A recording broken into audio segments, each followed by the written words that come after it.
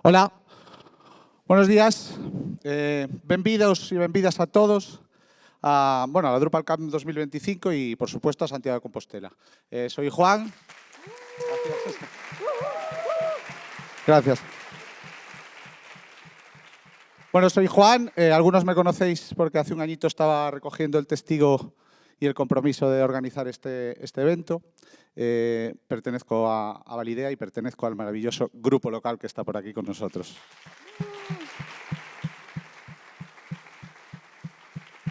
Bueno, ha sido un año de mucho trabajo, dedicación, pero también ilusión, mucho cariño en cada detalle, cartelería, los llaveros, esta gota galega estupenda que ha hecho una compañera. Y bueno, estamos hoy aquí. Santiago es una ciudad que también esperamos que podáis disfrutar, histórica, patrimonio de la humanidad desde 1985. Y todo lo que hemos organizado será para que estéis a gusto, que sea una edición estupenda. Y lo único que hemos programado y todavía no ha salido es la lluvia, pero vendrá, ¿vale? En unos días tendréis lluvia también, ¿vale? Dejo paso a los compañeros de la ED y nada, que disfrutéis muchísimo del evento, ¿vale?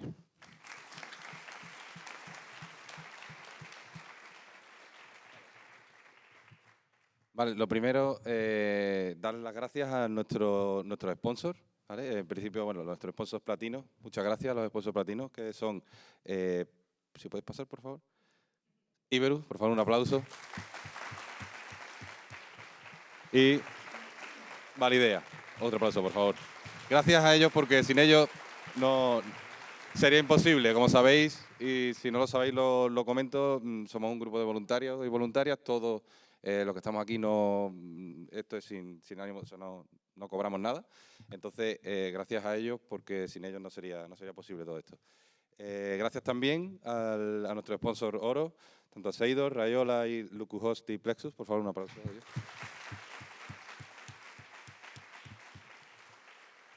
Y por último, y no por ello menos importante, también para los plata y bronce.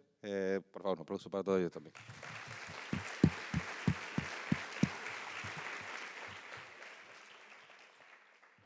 Genial. ¿Puede pasar, Pedro? Hola. Pues otra vez, 15 años ya. Bueno, estos son la gente que ha venido como speaker invitado. Los hemos traído a cada uno por una razón específica, ¿vale? Megan y Gilda están aquí, van a subir ahora a presentarse para que las conozcáis, porque está bien también darle una bienvenida a la gente que no es de la comunidad. Antonella estuvo ayer en el Business Day, creo que no está hoy. Tenemos a Cristian, a Peñasquito, allí, que hablará mañana en la Keynote, y Anastasiia abrirá hoy hablando de open source y cómo hacerlo profitable. Y bueno, y vosotros, ¿no? Muchas gracias.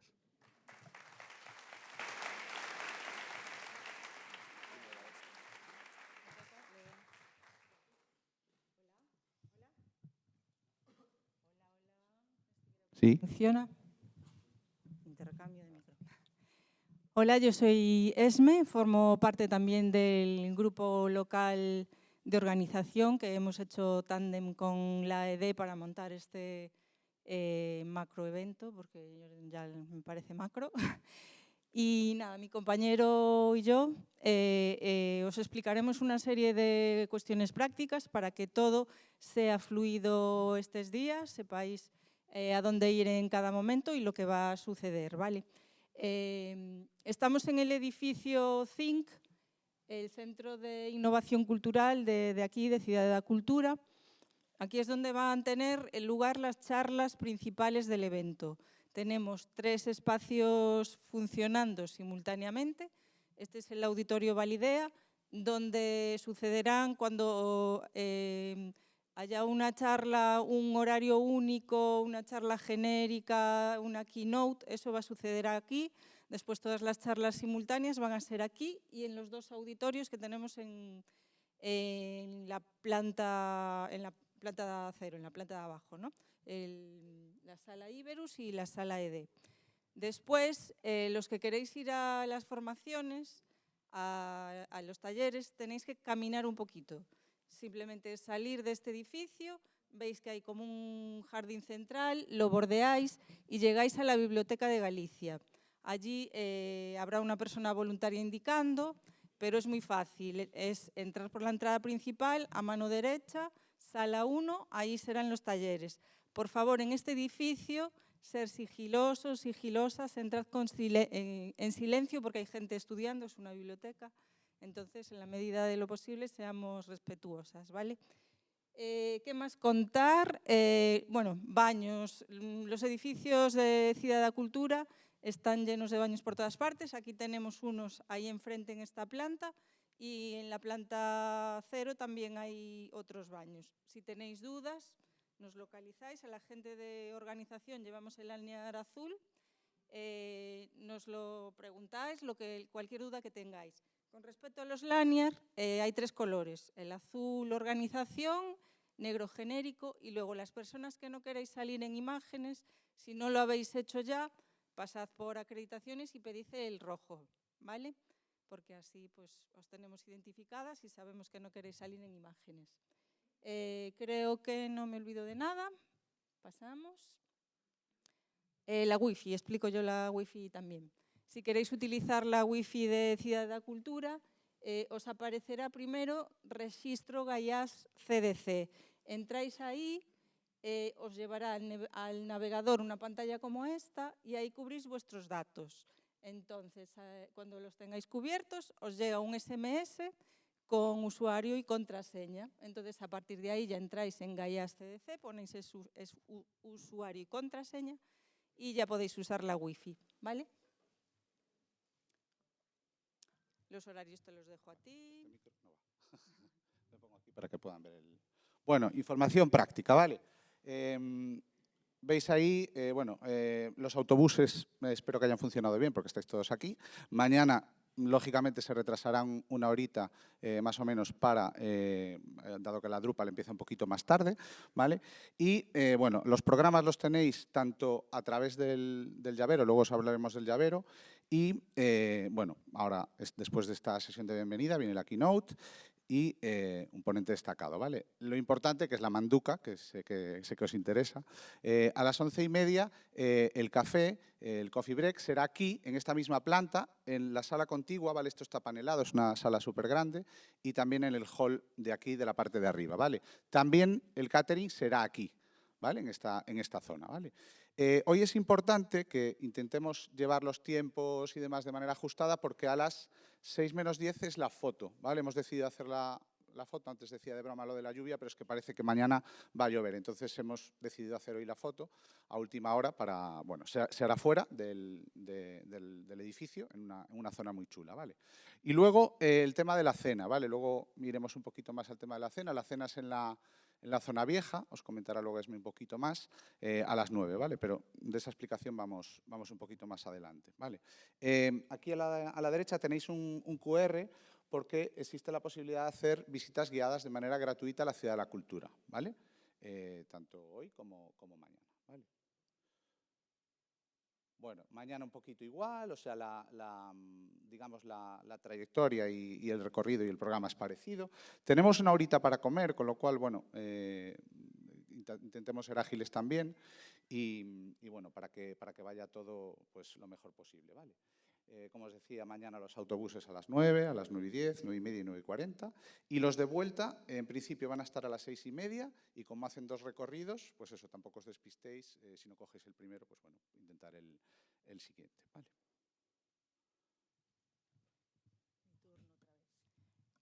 Vale, algunas recomendaciones para las personas que os apetece conocer la ciudad, que vais a quedaros hasta el domingo o que traéis acompañantes con vosotros, le queréis hacer sugerencias. Ahí, en este QR, os llevará a la página de turismo de Santiago con recomendaciones de restaurantes de todo tipo para todos los gustos y bolsillos. Yo no voy a decir nombres, no se trata de hacer publicidad, pero sí alguna zona. A todos os sonará Rúa do Franco, es la más turista y hay un montón de restaurantes. Si queréis escaparos un poquito de esa zona, pues quizás cerca de la Plaza de Abastos, que hay restaurantes que suelen cocinar con la materia prima de la plaza del día, pues es una zona que está muy bien también. Y si os queréis escapar todavía más de la zona turística, os vais al barrio de San Pedro, que ahí pues, hay muchos restaurantes y compartiréis local con personas locales, vamos, de Santiago.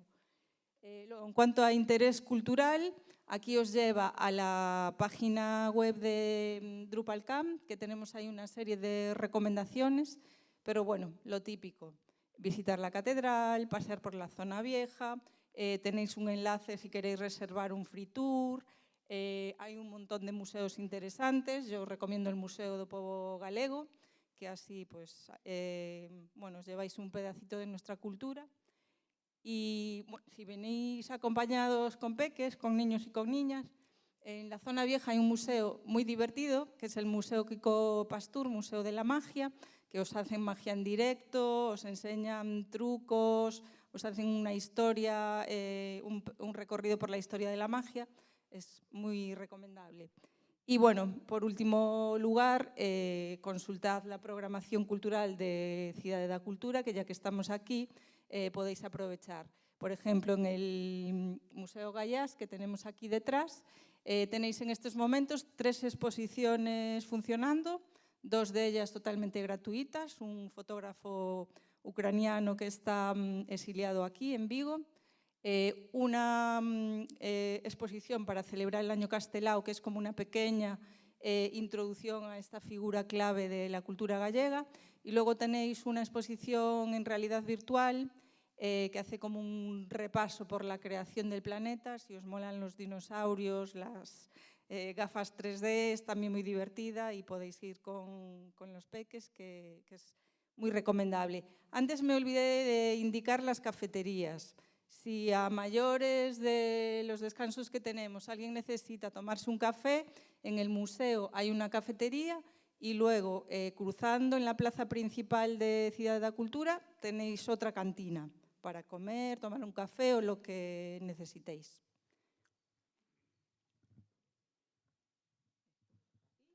Vuelvo a la manduca y vuelvo yo.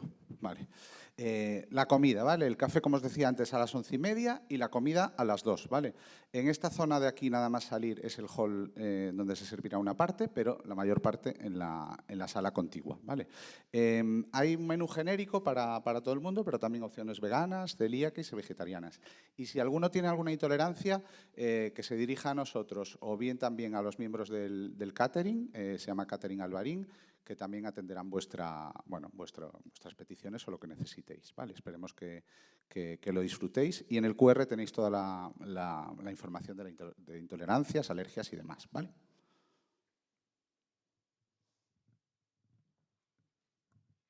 Venga, de la cena hablo yo. Cerraremos hoy el día con una cena a la que esperamos que podáis acudir la mayoría de las personas que estáis aquí. Será en el restaurante Cacao, que precisamente se llama así porque está ubicado en una antigua fábrica de chocolate. Es un edificio impresionante, muy bonito, conservan las antiguas máquinas, es súper recomendable. Tenéis acceso al menú y a la ubicación, para que no os perdáis. El menú, pues igual que la comida, habrá un menú genérico y luego opciones veganas, vegetarianas y para personas celíacas. Lo ideal sería que hablaseis con el personal del local para que las personas que tenéis alguna circunstancia alimentaria específica, que lo indiquéis para que os tengan controladas y os lleven vuestra comida, ¿vale? Y nada, esperemos veros a todas allí, disfrutar muchísimo, aprender muchísimo del día y acabar pues, con esta sesión más distendida de networking donde nos podamos conocer en un contexto más casual. Un apuntillo más de la cena, ¿vale? Para identificaros, porque bueno, hemos pensado que para no tener que salir con la acreditación, ir por Santiago con la acreditación, que igual es un rollo porque es grande, como todos tenéis este llavero, que ahora os hablaremos del llavero, os pedimos que lo llevéis a la cena, ¿vale? Para que en la puerta, el local lo han cerrado para nosotros y os pedimos que os identifiquéis. Si alguno se lo olvida, no pasa nada. Habláis con alguno de nosotros y no vais a quedaros sin cenar y sin pasar, ¿vale? Y otro tema con respecto a la cena, la organización la subvenciona, por supuesto con todos vuestros patrocinios y demás, pero las consumiciones las tendréis que pagar vosotros, ¿vale? Solo eso. Vale, y eso es lo que os comentaba del llaverito, ¿vale? Aparte de entrar en la cena, pues es un llavero muy chulo y ya para dejar atrás los QRs, en principio si lo conectáis al móvil, pues va directamente al programa para que podáis ver toda la información del evento, ¿vale? Y yo creo que ahora suben ya nuestros compis de la EDE.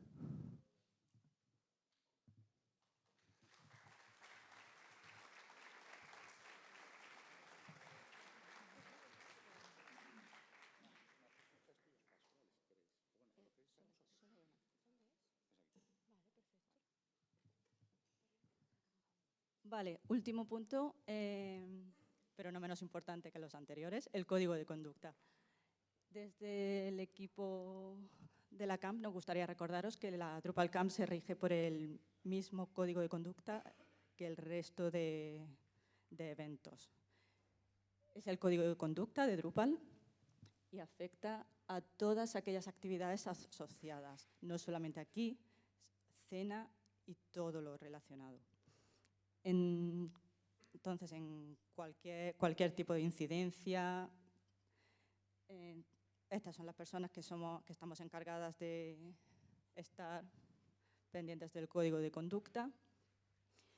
Y en este QR, y abajo tenéis el link también, está como la página en la que se explica cuál es la conducta que se espera de la asistencia de todos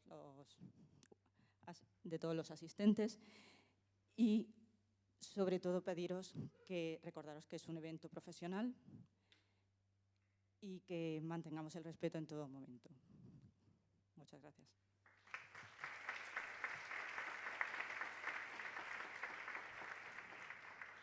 Bueno, pues este es el equipo que hemos organizado la Camp. Estamos muy contentos de que ya estéis aquí todos y os queríamos dar algunos datos para que os hagáis una idea, ¿vale? Hemos tenido 2000 minutos de reuniones, que se dice pronto, ¿vale?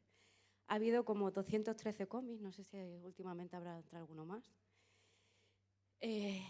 Aunque parezca mentira, en la web hay 132 nodos de contenido, hemos hecho más de 200 publicaciones en redes sociales y bueno, ya sabéis que esto va de voluntarios y simplemente queríamos ponerlo en valor. Tenemos 40 ponentes estupendos que van a estar compartiendo conocimiento hoy y mañana con todos vosotros. Hay además 9 o creo que ya somos 10 personas voluntarias. Muchas gracias, chicos. Y como sabéis, ayer tuvimos los Splash Awards y hemos tenido 7 personas en el jurado votando. Quiero pediros, por favor, un fuerte aplauso porque esta Camp sin nosotros y sin ellos, voluntarios, speakers y todo el mundo no sería posible.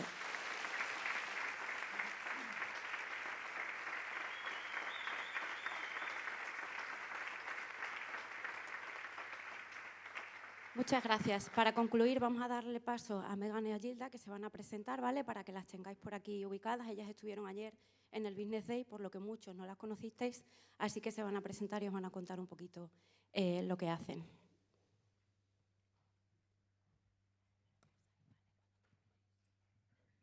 Muchísimas gracias. Hola a todos. Gracias. Soy Megan y mi compañera es Gilda. Somos de una empresa que se llama Innate Motion y somos humanizadoras de empresas.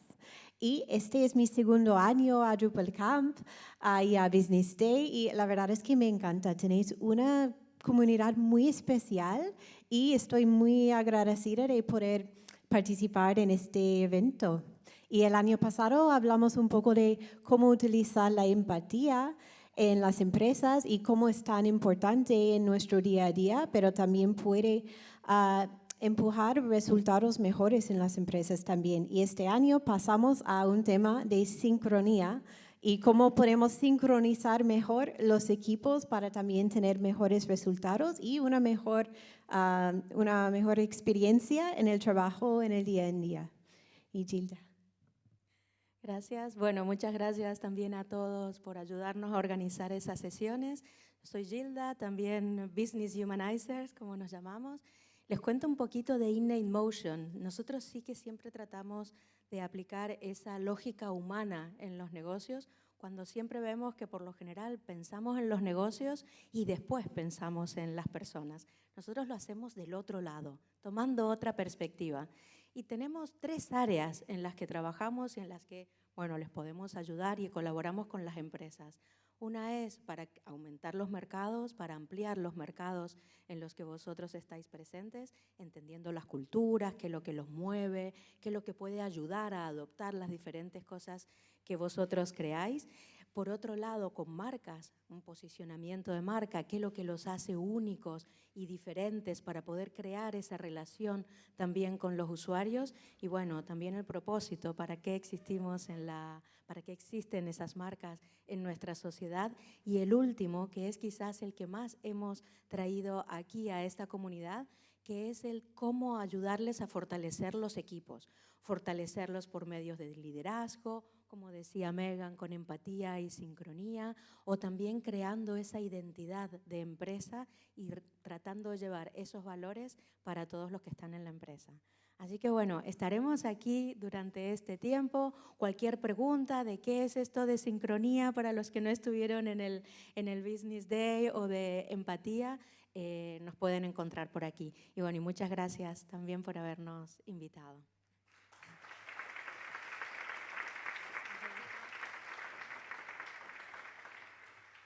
Se nos ha olvidado comentaros que el sábado, cuando ya la camp termina, tenemos la asamblea de la Asociación Española de Drupal, ¿vale? Como sabéis, este evento está apoyado por nuestra asociación y nos gustaría que participarais.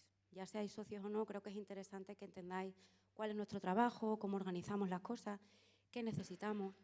Y bueno, pues os invito a todos a que participéis en la asamblea. Creo que es el sábado a las 5:30, ¿sí? Perfecto. No sé si va a ser en esta sala, no me acuerdo ya. Abajo. Vale. Está de todas formas en el programa, ¿vale? En fin, muchas gracias a todos por venir y sin más dilación le doy el paso a nuestro patrocinador Platino Iberus, que os va a comentar unas cosas y presentar a Anastasia. Muchas gracias.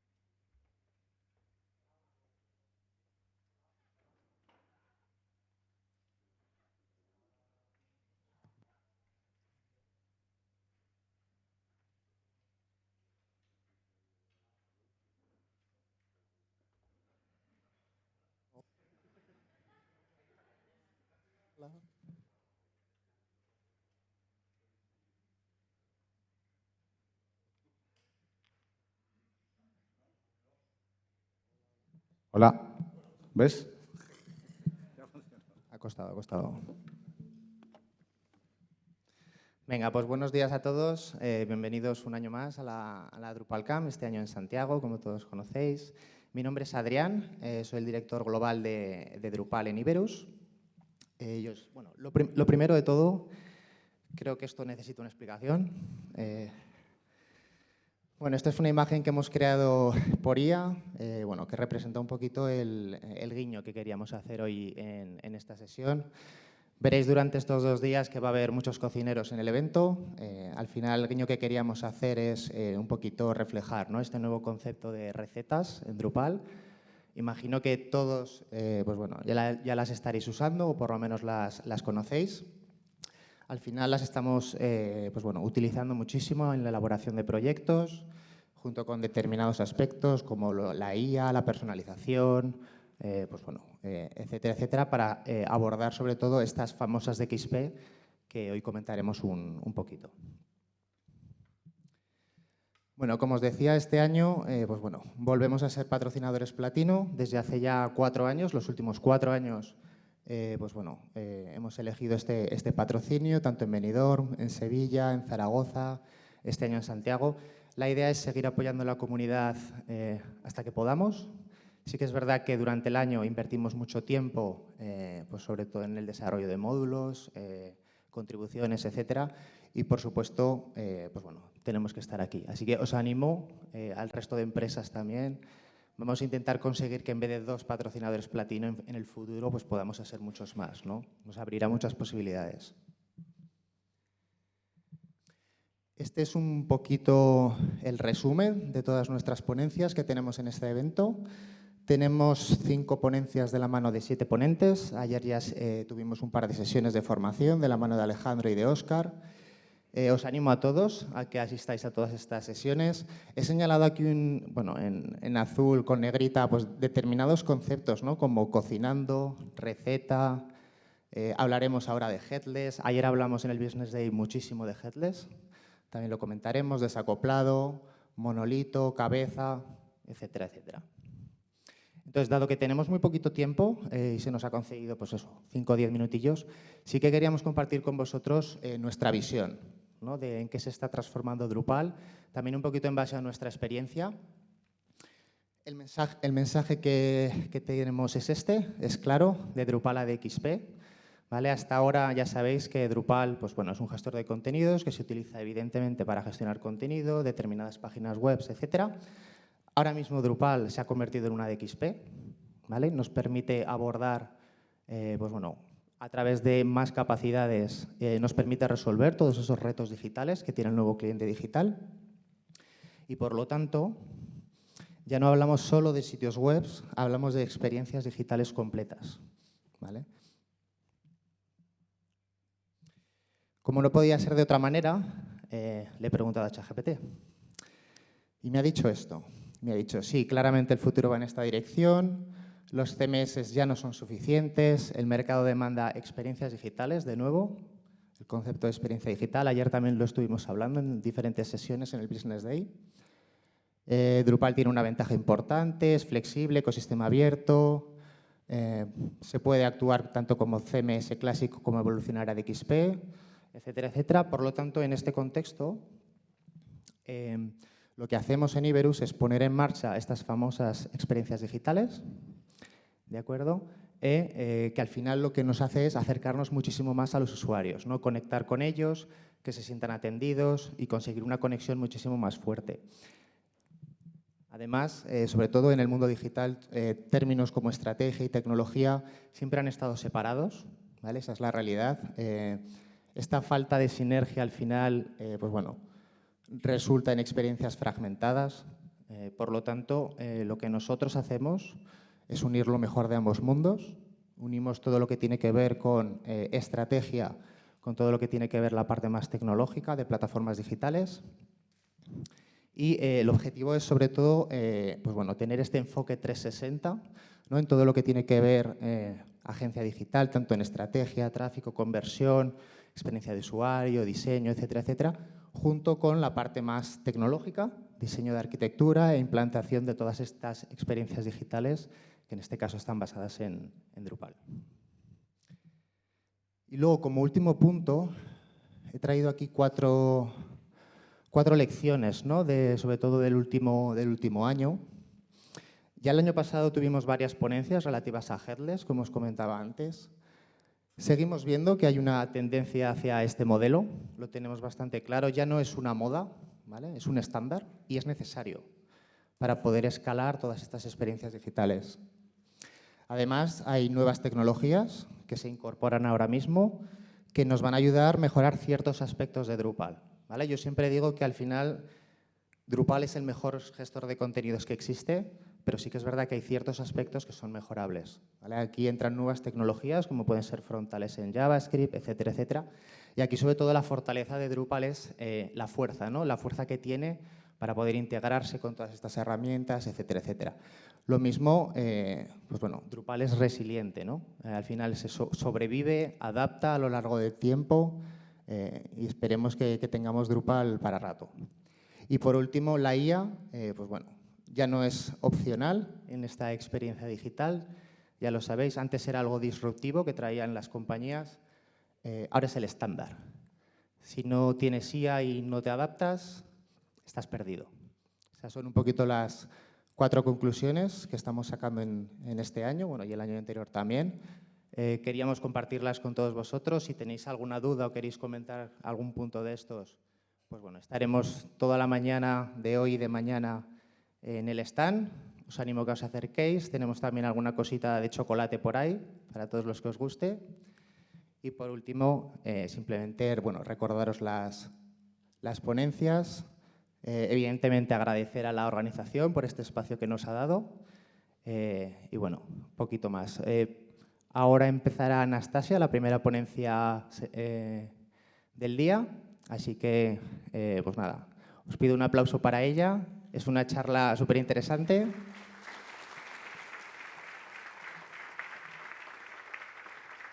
So welcome to the stage, Anastasiia.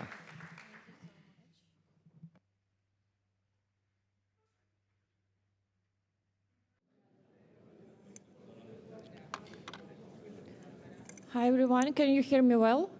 Yes, thank you. My clicker isn't working, so I need to use my keyboard. So thank you for coming. I'm Anastasiia Zvenigorodskaia, and today I want to share with you my view how to make open source not just useful, but also profitable. And please raise your hand if you have built your own open source product. If you have one, thank you, not too much people. And now raise your hand if you ever thought about building your open source product, build something and open source it. Thank you. I think after my talk you can have more clarity, is it a good idea or not. And when we hear open source, many people think it means free, but open source is about being open, not about being free. And who am I and why you can trust me in this interesting topic? I started my open source journey at 17 in the Linux community. Maybe that's why I still don't have kids. I spent more than 13 years in front-end development and project management, worked for companies who build own open source products. And I was chief editor of the User and Linux magazine. It's some Ukrainian magazine for 3 years. And now I'm co-founder and chief operating officer at EpicMax, where we build to support commercial and open source projects with Vue.js, like front-end development agency. And I also build own consultancy in finance and strategy for technical founders. Here's my LinkedIn QR code for my LinkedIn account and some username if you want to contact me. And over all of these years, I met a lot of open source founders, and I always ask one simple question: how do I make money? And I heard a lot of same answers like this, like, I'm doing what I love, I don't want to ask for money, I don't want to sell anything, I just want to write code, and maybe you can understand, because for me it's the same, I can understand. But it's a big trap that we are going to talk about today. And this is our plan for next, I believe, 40 minutes. First, I want to share with you our story in EpicMax, how much time and money we spent for open source products in 8 years. Like, spoiler is too much. Then I will share with you 7 monetization models with really cute examples. I hope you love it. And I will show you stage of any open source project and which model you can choose depending on what stage you know.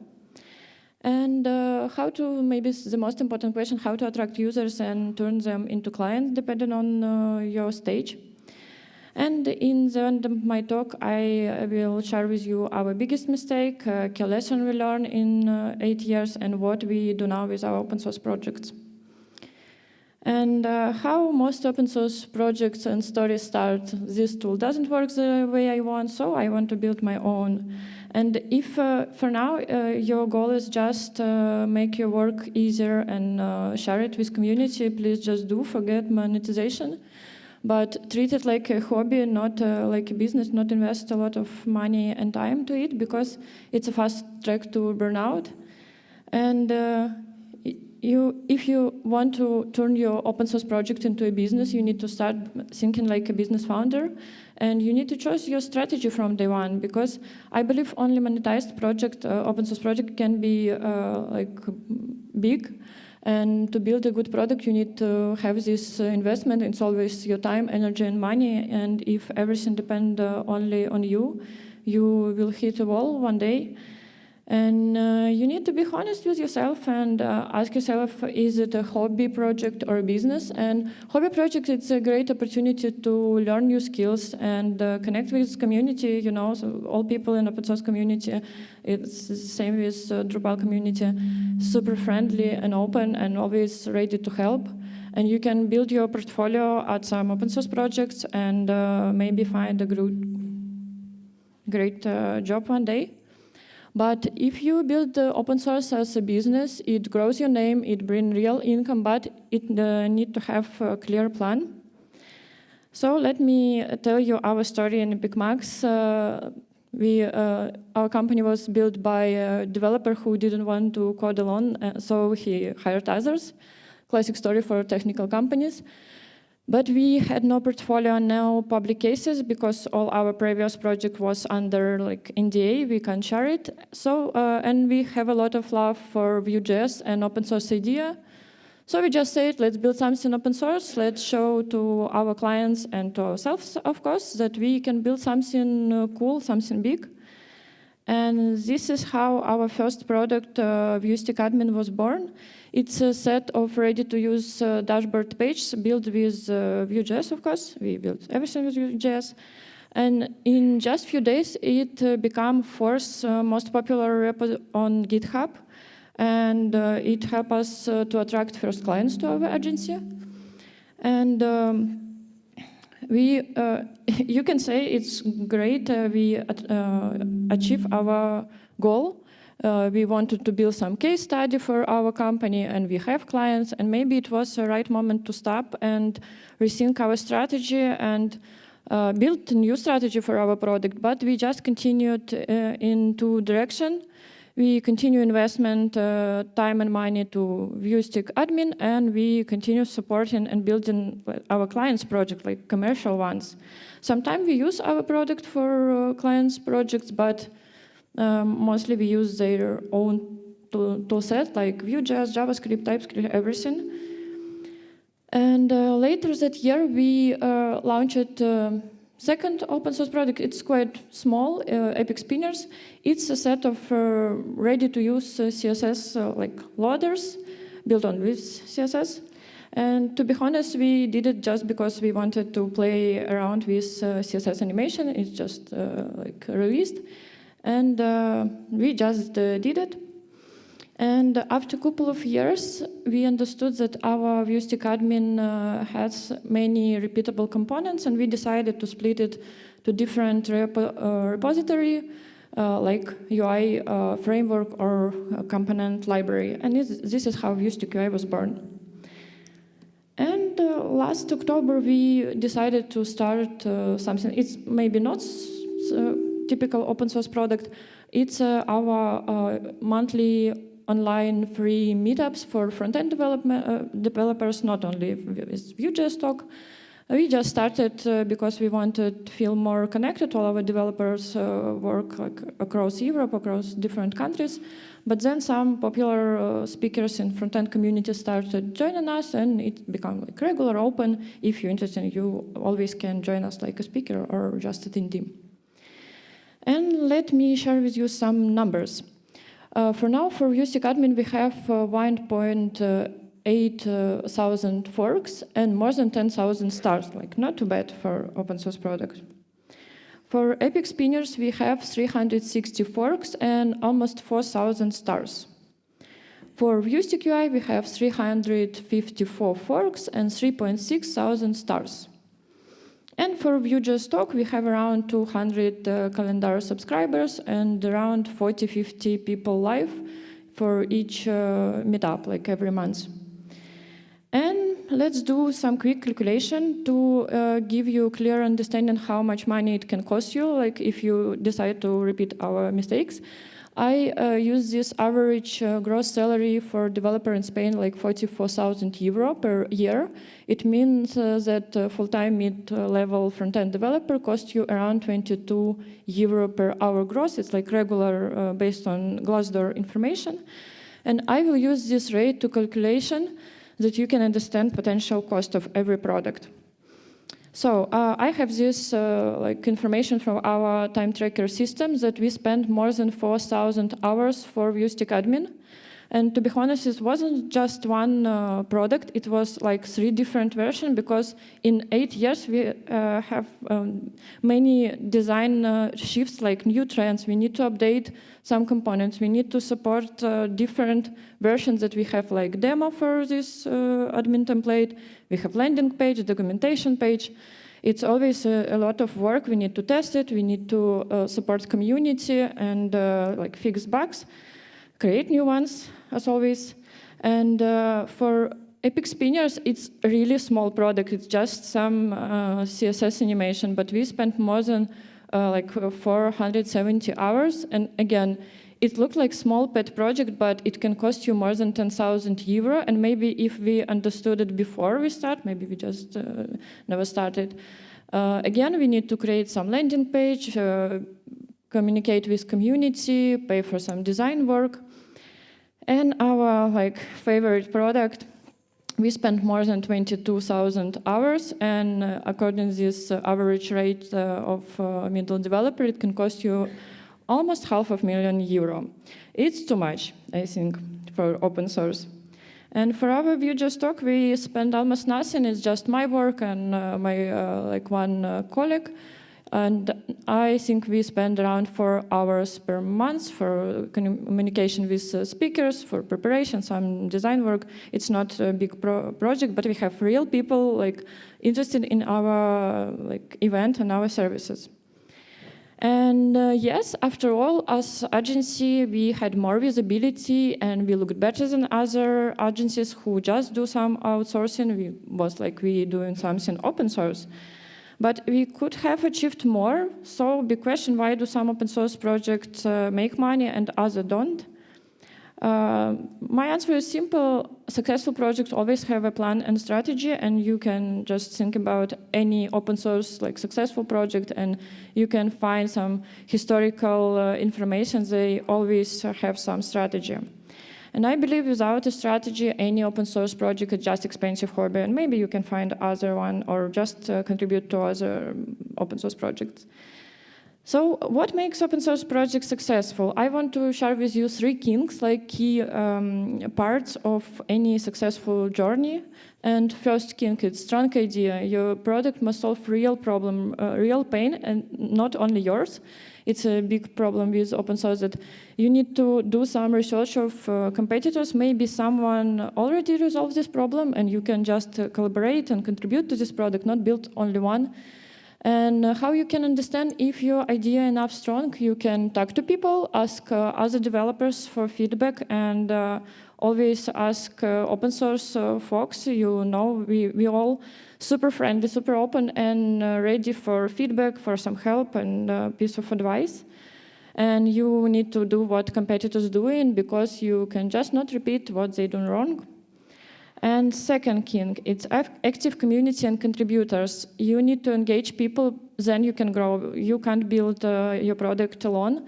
I believe solo developers always stuck in their own mind, because we have some like our knowledge, our experience, and real feedback to your project come always only from the community, because people use your product in like an expected wrong way, and it's great because it's how you can improve it. And I believe having 50 small contributors who can help you time to time is better than having 3 full-time paid developers, even if you have budget for now, because like you can't have budget for many, many years. And the last kink, it's sustainable monetization model, your long-term strategy. And let's talk about how can you make money with open source, how to choose the right model. And let's review 7 of them. And to make it simple, let's imagine you don't write code, you make shoes. And first model, it's open core. Free shoes, premium comfort. You give people shoes for free to walking around the city, but if they want to have better comfort, maybe stronger material, they need to pay for it. And real examples in tech, like Acquia, Grafana, Elasticsearch. This model best for project where you can have this clear line between basic and pro. And it's like good part of this model. You can attract many people because you can show something for free, they can try it. And it's really flexible, you control what to sell. But it's really hard to draw the line between free and paid, because if you close everything, maybe you can't find enough motivated contributors, because nobody wants to contribute to some paid features. And if you open a lot, maybe nobody wants to pay. And you need to maintain 2 versions. You will have like double technical debt. And maybe the biggest problem that if you have this model with this license, big cloud providers just can host you open source project and never pay you back. Maybe you heard about some stories in open source world. It's a lot of like, you never can compete with big cloud providers. And next model, SaaS. Free shoes, paid cleaning and delivery. People can take your shoes and clean them by themselves, but if they want to have this service, they need to pay for it. A real example in tech is Pantheon, Amazon, AO, and Docker Hub. And this model best for those who can offer hosting and support. And good part of this model, you will have recurring revenue. It's so important for building like a sustainable business. And you can do like fully open source and community friendly. People love it because it's so clear why they need to pay for something like some support.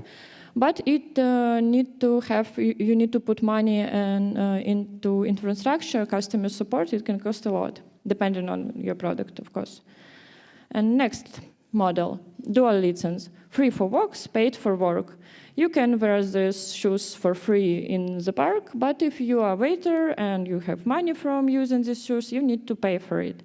A real example in tech, MySQL, Tauri, Dropsolid Experience Cloud. This model best for tools used by companies, not like for users. Good part of this model is that developers use it for free and they're happy, and only business should pay. And you have protection for big cloud selling your product without paying because you have clear license. But you need to have clear license and maybe lawyers for everything. But maybe it's maybe my favorite type of monetization because it's so fair, so clear. Next one, support and consulting. Shoes are free, but help is paid. You give the shoes for free, but if someone wants you to come, check the fit, change the insole, and teach you how to not to get blisters, they can pay for your help. A real example is Red Hat, Lulabot, Next. This model best for teams who that can work directly with clients. And good part of this model, you will have high-value clients, and you will have trust and long-term relationships. But it's really not easy to scale because depends on people, depend on your hours, and you still sell human hours, not product usage, that you will have some limits. And next one. Plugin and marketplace. Base shoes are free, but decoration costs money. You can have some black shoes for free, but if you want to have something like red laces, you can buy them separately. A real example like WordPress plugins, Grafana, Drupal.org marketplace. This model best for projects with where you can add something extra, and good part people pay only for what they need, they're happy. And you can grow this into a big, full ecosystem. If you can build different plugins, they can communicate with each other. But you need to have a big community because maybe this plugin not so expensive. And it's really hard to control plugin quality and consistency, especially if you have a lot of contributors. You need to work with community a lot to support some quality and level of code. And next one, sponsorship. You make shoes, and people support you. You just say, I make awesome shoes for everyone, please support me. And people donate and pay because they love what you do. A real example, Drupal Association, Vue.js, Blender. This model best for a project with strong community. And a good part of this model is that you can keep everything fully open source, and you can build strong emotional connection with community. Drupal is a great example that you can build some events around it, you can connect people, they will be happy, but it's really low and unstable income if you for now use only this model. It's like non-stable situation, you need to add another models too. Because it's hard to plan growth and hire a team. Maybe you heard about some open source project who had some big donation from like enterprise company, but only one time that you can't hire a team and plan anything. And the last model, courses and education, maybe the most like easiest way to start. You make shoes and teach others. You keep working on your open source product and you can show how to use it. You can host webinars or offer certification. And real example, it's Linux Foundation, Vue School, and Drupalize Me. Yesterday I just saw it. Maybe you know what they do. You can have some certification and partnerships. This model best for experts and community leaders. If you already have some community, some like followers, you can start with it. And good part of this model, you will have stable income and build a strong personal or project brand. Maybe then you can use it for other projects if you decide to switch to other one. But it requires time and money to build content and teaching and speaking skills, but I believe you can build it. And it can be distraction from product development, but this model is easy to delegate. You just can hire some people who can create content for you with maybe open source experience, with development background, and it's like, can cost not so much. So, what is the best model from all of that? Is no one perfect answer as always, and maybe you see that successful Drupal-based companies always mix 3-4 models, because we have this open source idea in core, and then we can add something. These companies have like 3-4 different monetization models. That's why maybe they have money, because they don't put all attention only on one. And big question, how to choose the right model? And I believe you need to understand where you now, which stage your product now, and then you can understand what to do. And let's review them. Early stage, if you just started, maybe if you decide after this talk, start your product. Your goal is here, get users, get feedback, and build community around your product. And what really matters here, it's really easy to start, like every person here can start it tonight. But it's important to build trust and focus on value, not on money yet. And good models for this stage is sponsorship. You need to ask for donation from day one, like not waiting for something like 1,000 stars or something like that. You can look in for some accelerator program. For example, like GitHub has its own accelerator program, and a lot of local communities have one. I know about some program in Asturias we have. Maybe last week they closed this application. They can like donate, maybe not too much money, but like I saw it was 10,000 euro supporting some startup, some project. You can use it for building open source too.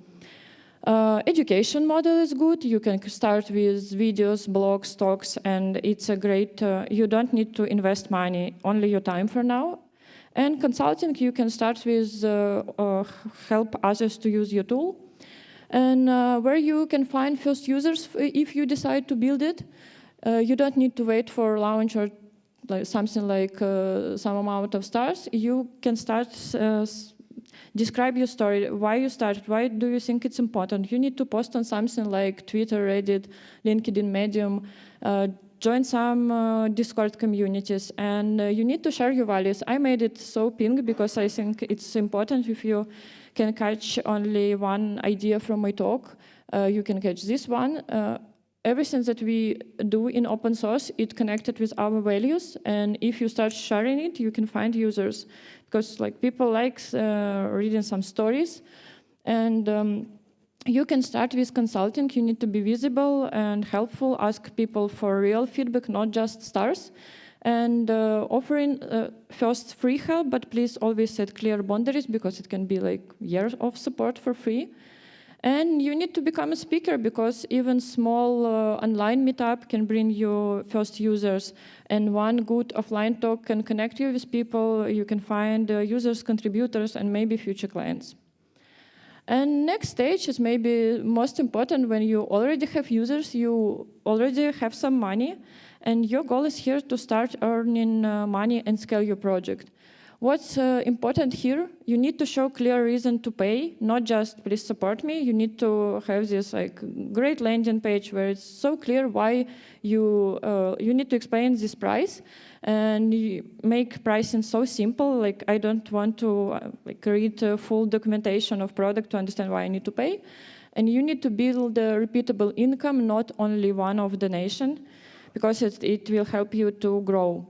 And a good model for this stage is open core, when it's free basics, pro features cost money.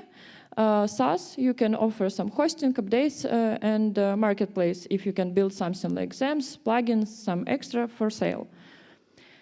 Where you can find users on this stage, you need to start with your current user, talk to them, ask what they want to pay for. Use onboarding emails, like feedback calls. You need to turn early users into clients. And like on previous stage, you need to start posting about your story, about your values. Why do you think it's important? On this stage, you need to change focus in your content, in some social media. You need to show a real result. Create some videos, speak at events, share some use cases, how it works for other companies maybe, show some successful stories. And it's a great time to create some partnership program. If your product much into bigger ecosystem, you can find other companies who serving the same audience. And the last stage, maybe the most wanted business stage, when companies start using your product. And your goal is here is stable income and enterprise clients. And what's important here, it's clear licensing, security, and compliance. For big companies, it's really important. You need to be prepared for all questions, like some certification, licensing, and everything.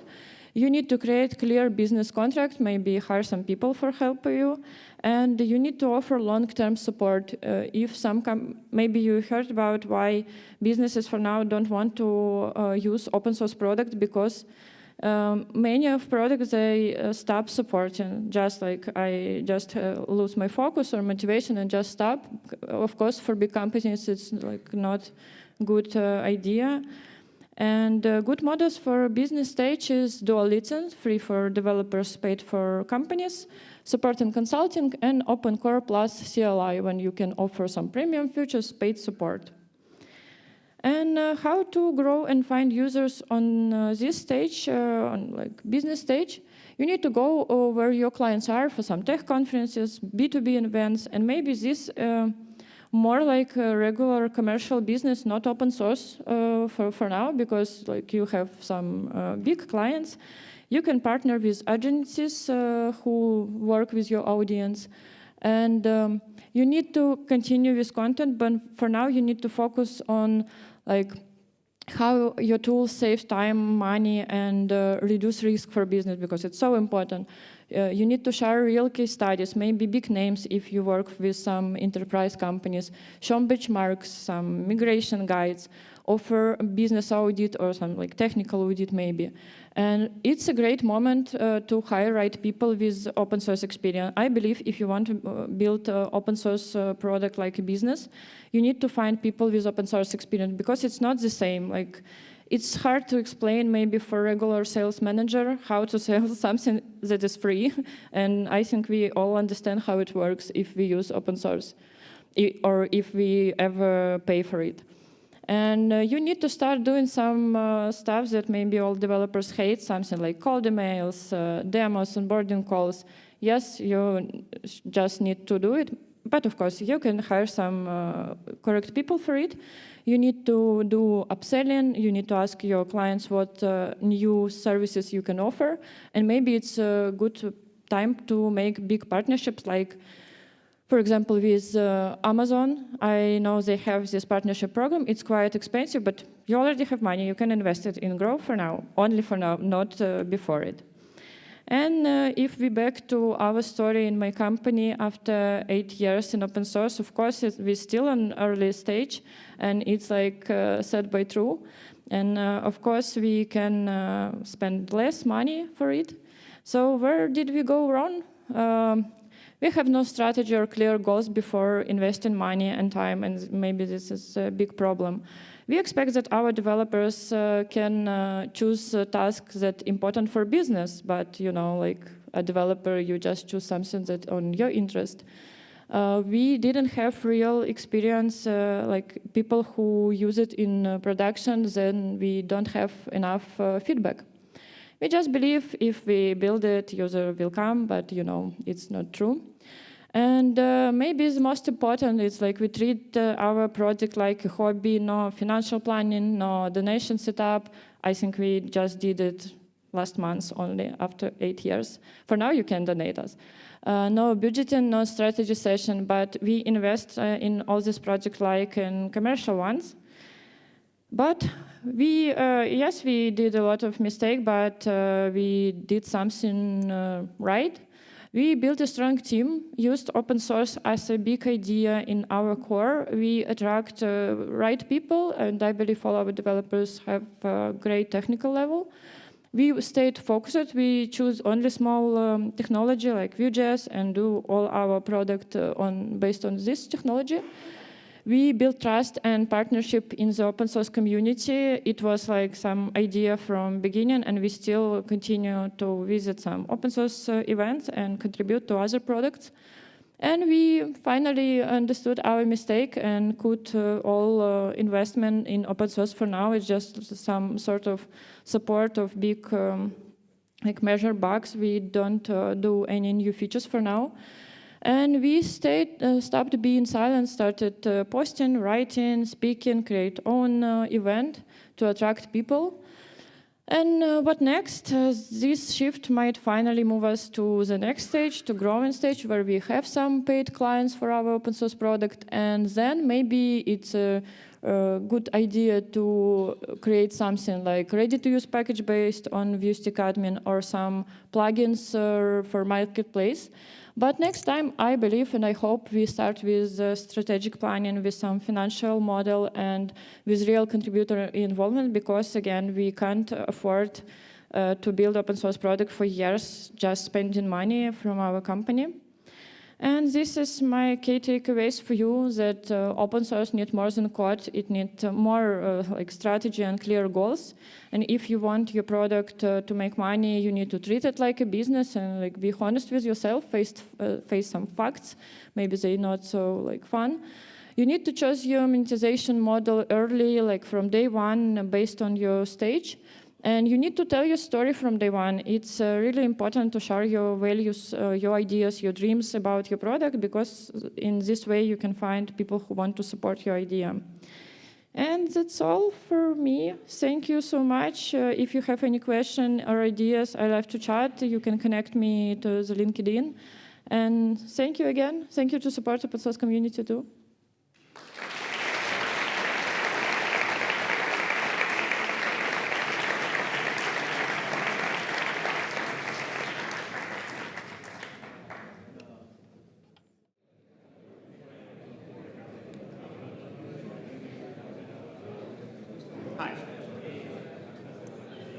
Voy a hacer una pregunta.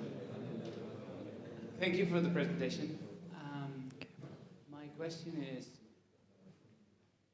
what impact do you think AI has on the educational model when we have lots of developers going and like not trying to find reliable sources of information, but just asking AI?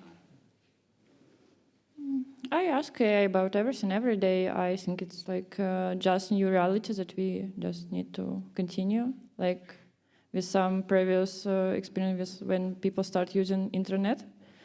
I think it can help to learn faster.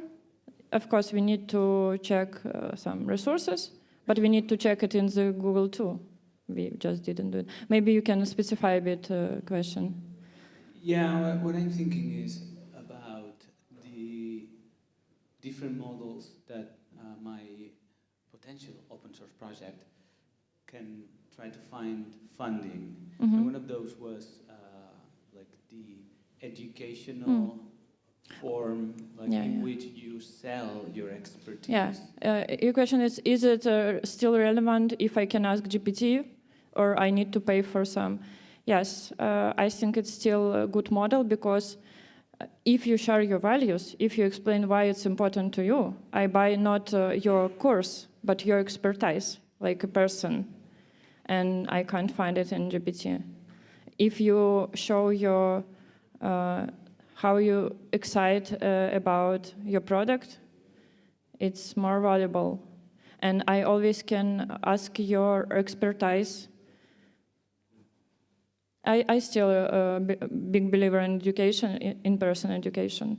It's like we can find everything on YouTube for free for now, but still educational projects so like have a lot of investment.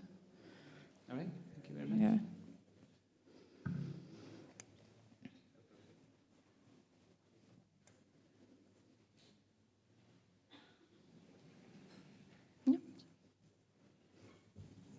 Thank you so much.